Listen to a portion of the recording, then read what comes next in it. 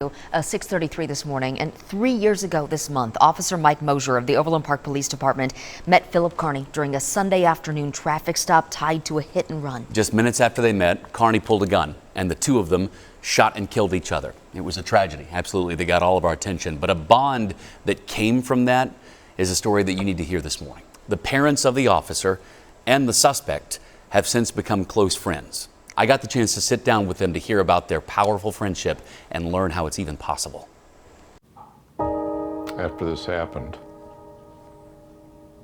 I wanted to crawl in a hole. I've got three brothers that retired from police departments, and I was a firefighter. And this could not have been a worse happening. Couldn't have been a worse disaster. Paul and Julie Carney were living with the fresh pain that not only was their son Philip gone, he had also murdered a police officer. Then they got a request they couldn't believe. His mother wants you at the funeral service.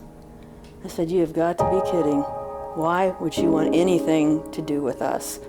The first thing she said to me, which is the reason we're here, Jesus loved your son as much as he loved mine. And we both lost a child that day.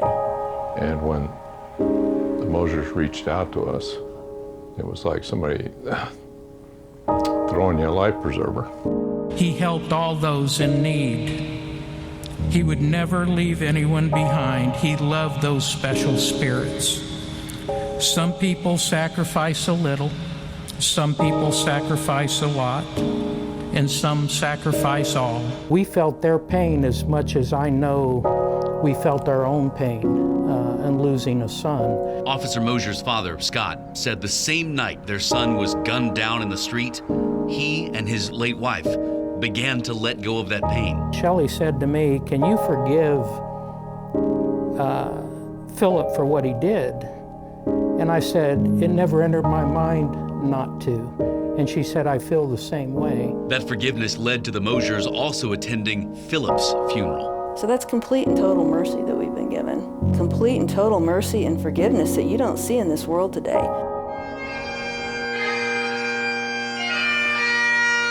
Kansas City met Mike through the coverage of his funeral. We met Philip through Mike's cell phone video of that fateful day. The day that this happened, who was Philip? Not somebody we knew. Not somebody we knew at all. The Carneys told me that Philip struggled with drug and alcohol addiction. It got so bad that he slashed their tires and threatened to kill Paul. But the way he died was their worst fear. Wait a minute. He took someone else with him. He took the police officer with him. We were praying that when it came, that he wouldn't take out a family by driving around drunk, or he wouldn't take somebody else with him. Have you forgiven him?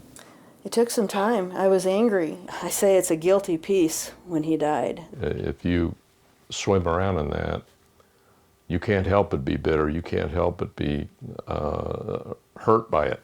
And then you're going to in turn hurt other people that are around you.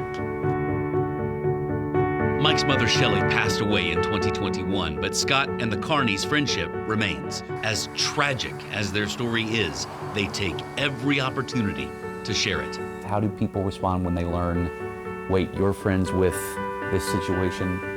Is surprise the word, or is it something else? There's always amazement. Amazement is a good word for it. But I think I'm a better person now because of Scott and Shelley than I was before.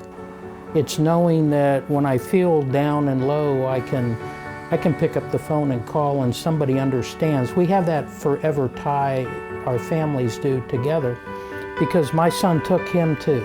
Anything's possible with God's mercy, and that's what it's taught me. God's taken this and he's making a masterpiece out of it. I can't see it any other way.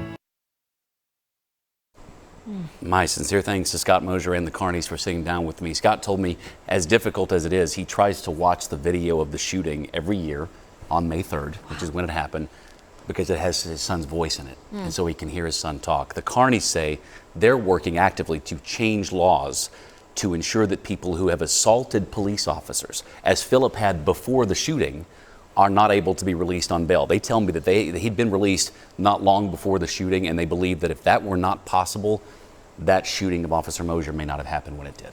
No, it's so much heartbreak that they share.